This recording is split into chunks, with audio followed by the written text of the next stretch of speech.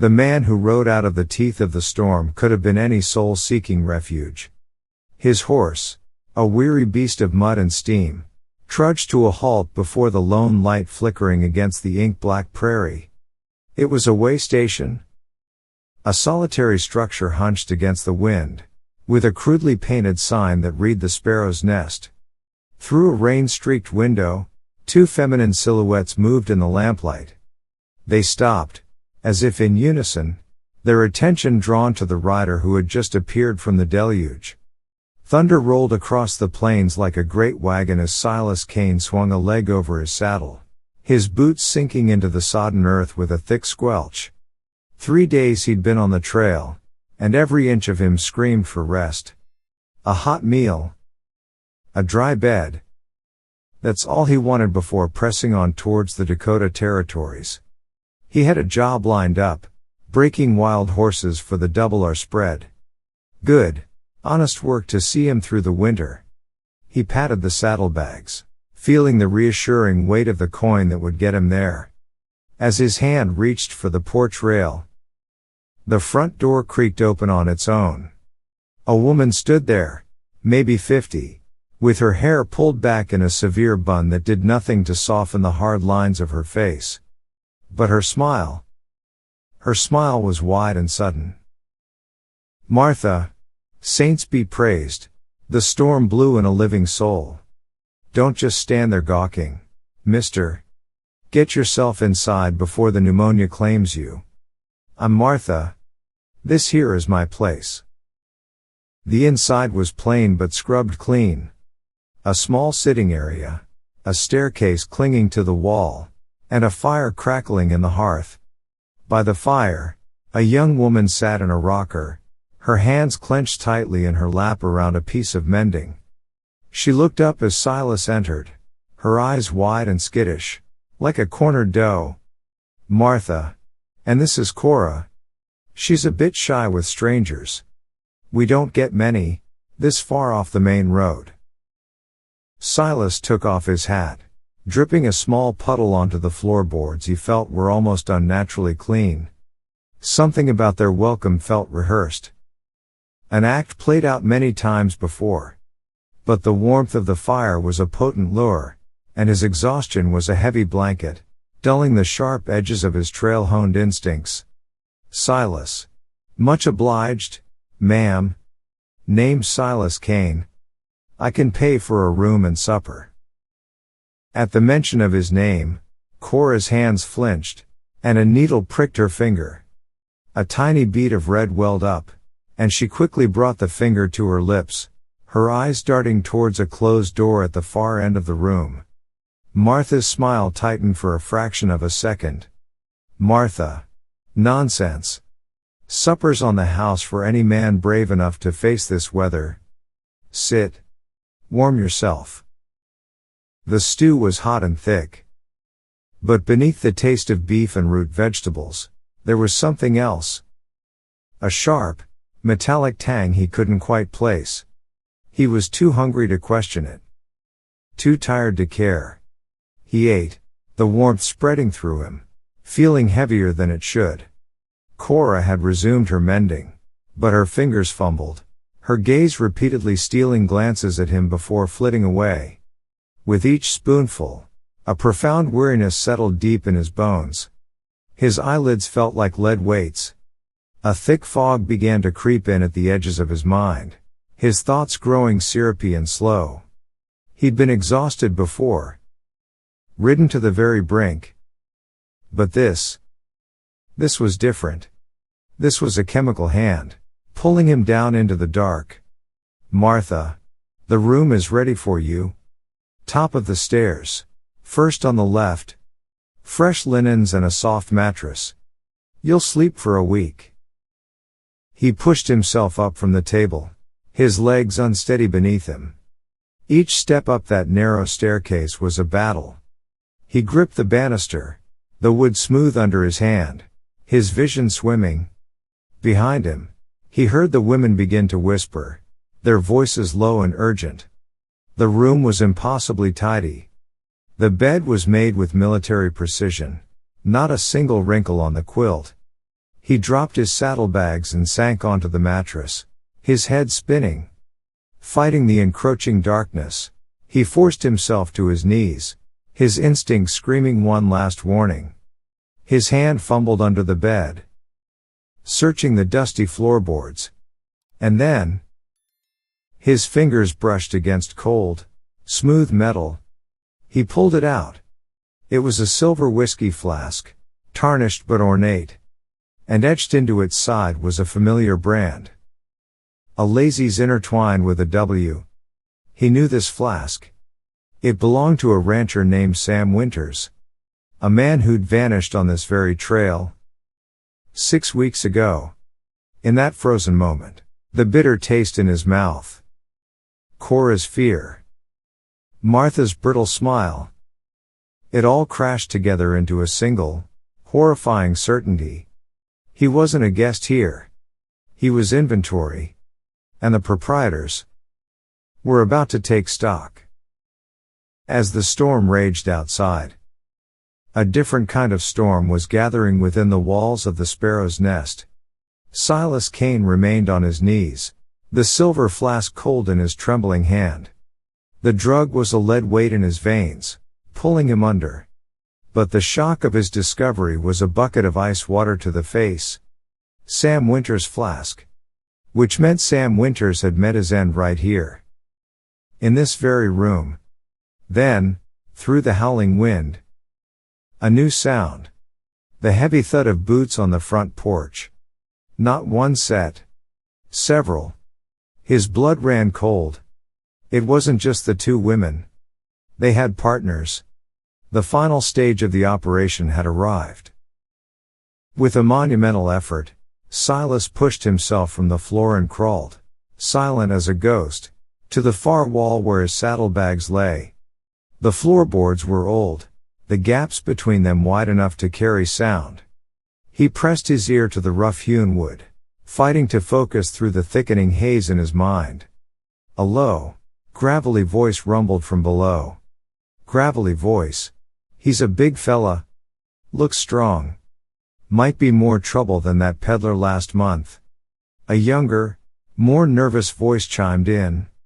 Younger voice. What about the girl, Martha? She was actin' jumpy again tonight. Saw her prick her own finger.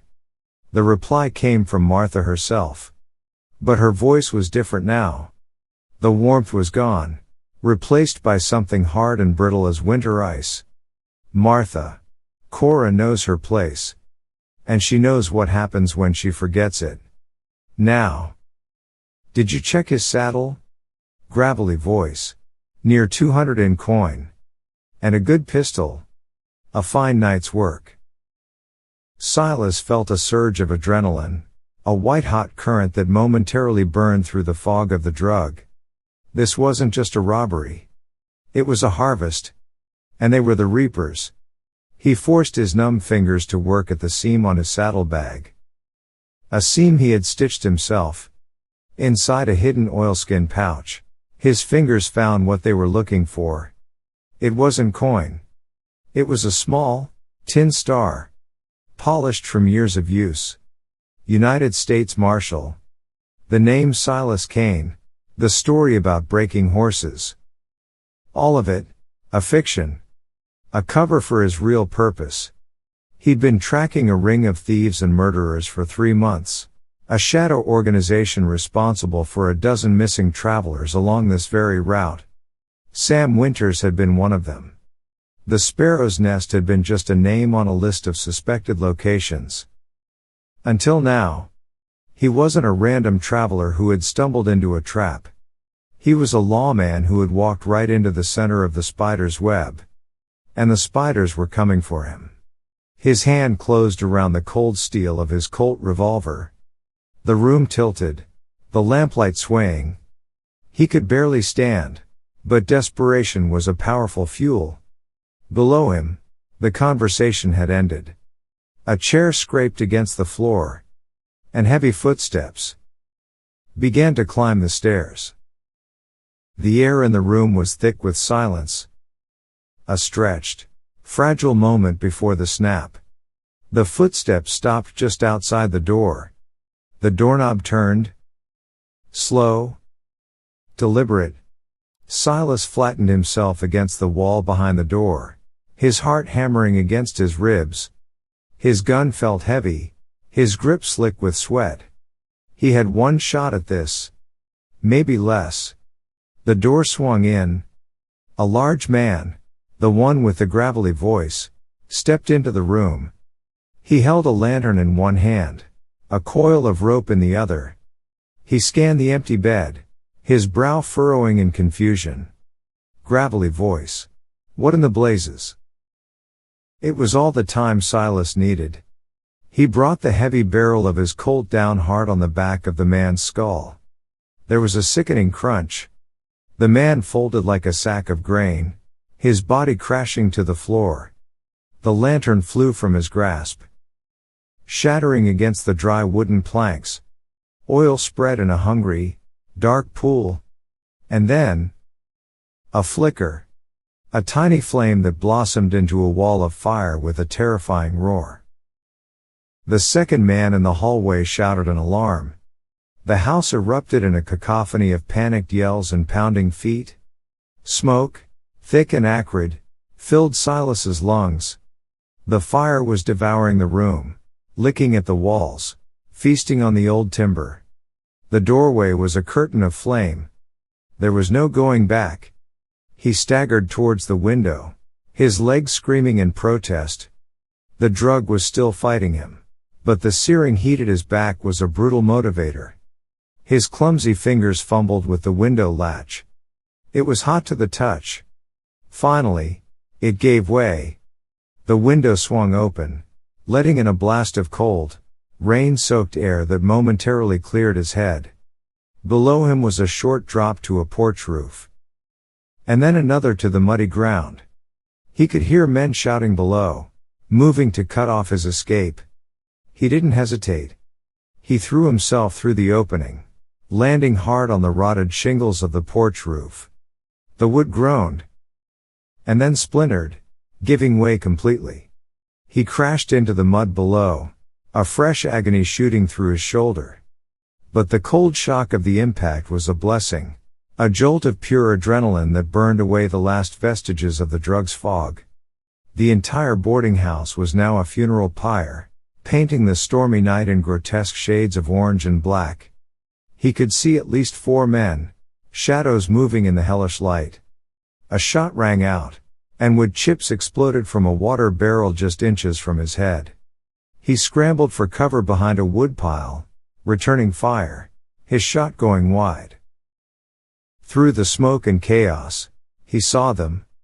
Martha was near the back of the house, dragging Cora towards a line of tethered horses. The girl was fighting, struggling against the older woman's iron grip. Martha, stop your sniveling, you fool. We have to go. And then he heard Cora's voice, a raw cry of anguish that cut through the storm. Cora. No. Please. He has my brother. They said they'd kill him. The words hit Silas harder than the fall. A brother. That was their leverage. The reason for her fear, her fumbling, her terrified compliance. She wasn't one of them. She was a prisoner. Just as much a victim as Sam Winters. Martha struck the girl hard across the face, silencing her cries. In that moment, something shifted in Silas Kane. This was no longer just about survival. It was about justice. He pushed himself to his feet, the pain in his shoulder a distant fire. The men were moving to surround him, their rifles glinting in the light of the blaze. But his eyes were fixed on the 2 women. Survival was no longer enough. He had to get to the girl. He moved through the churning smoke like a phantom, the roar of the fire and the hiss of the rain masking his approach. 2 of the gunmen were down. But he could hear at least 1 more circling through the darkness. As he rounded the corner of a burning shed, he saw them. Martha was forcing Cora onto a horse, the young woman kicking and clawing with a surprising ferocity. Silas stepped out from the shadows, his revolver leveled, his voice cutting through the gale. Silas. Federal Marshal. Let the girl go, Martha. It's over? Martha spun around, her face a mask of pure fury in the firelight. Martha? Marshal? You have no idea what you've just destroyed. This operation fed families from here to the territories. But it was the girl, Cora, who spoke next. And her voice was not the voice of a frightened victim. It was cold, clear, and steady as a rock. Silas froze, his eyes locked on the girl. The trembling, helpless creature from the parlor was gone. In her place stood someone else entirely. Someone with eyes of steel. She reached into the collar of her simple dress and pulled out a small, familiar object that glinted in the light of the flames. A tin star, identical to his own. Cora. Deputy U.S. Marshal Abigail Thorne, she said, her voice cutting. I've been undercover in this sty for 2 months. And there is no brother? The revelation struck Silas like a physical blow. The nervous fumbling, the pricked finger, the desperate cries. All of it. A performance? A masterful act to maintain her cover from the inside. Martha's face went white with the ghastly realization that she had been harboring the law under her own roof. Martha. You little snake.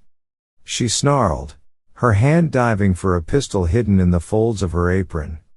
She was fast. But Deputy Thorne was faster. A single shot cracked through the night.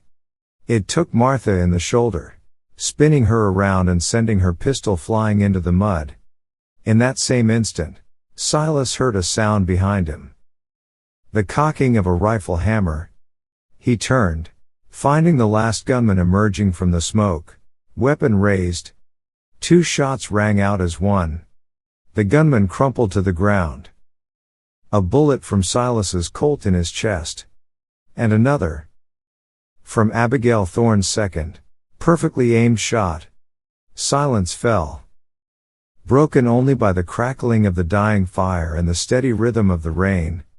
The Sparrow's nest was a ruin. Its murderous operation, which had claimed the lives of countless travelers, was finally and completely over. And in the ashes and the mud, 2 United States Marshals stood together, strangers who had found each other in the heart of the storm. The last gunshot echoed, then faded, swallowed by the storm. For a long moment, there was only the sound of the fire's dying breaths and the steady, cleansing fall of the rain. The Sparrow's nest, once a beacon of false hope, was now a skeleton of blackened timbers against the bruised pre-dawn sky. Silas looked at the young woman beside him. The frightened girl named Cora was gone, replaced by the unwavering gaze of Deputy U.S. Marshal Abigail Thorne. Abigail. I had to let it play out, Marshal, she said, her voice low and steady, though edged with exhaustion. Every night, watching them prepare for the next victim, knowing I couldn't move until I had enough to bring down the whole network. Silas nodded, a deep understanding passing between them. He knew the terrible weight of that kind of duty. The choices that haunt a man or a woman. In the quiet hours, Silas, no one could question your nerve, Deputy. You saved my life tonight. A flicker of a smile touched her lips. A genuine one this time. Abigail. You would have found your way out. Men like us always seem to. As the gray light of dawn began to push back the darkness, they went to work. Martha, wounded and defeated, was bound securely. The stolen goods from the shed were brought out. A sad inventory of stolen lives. Watches, rings, letters never sent, and a tarnished silver flask that would finally find its way home. They rode out as the sun broke over the horizon, its new light glinting off the 2 tin stars pinned to their chests. Their prisoner was tied to a lead rope, and justice rode with them. The job waiting for Silas Kane in the Dakotas would have to wait. This was more important. He'd come to the Sparrow's nest seeking shelter from a storm of wind and rain. He rode away from its ashes with an ally against a different kind of storm. The one that never stops raging against the good and decent folk of the world. The road ahead was still long, and filled with shadows. But for the first time in a long time, it didn't feel quite so lonely.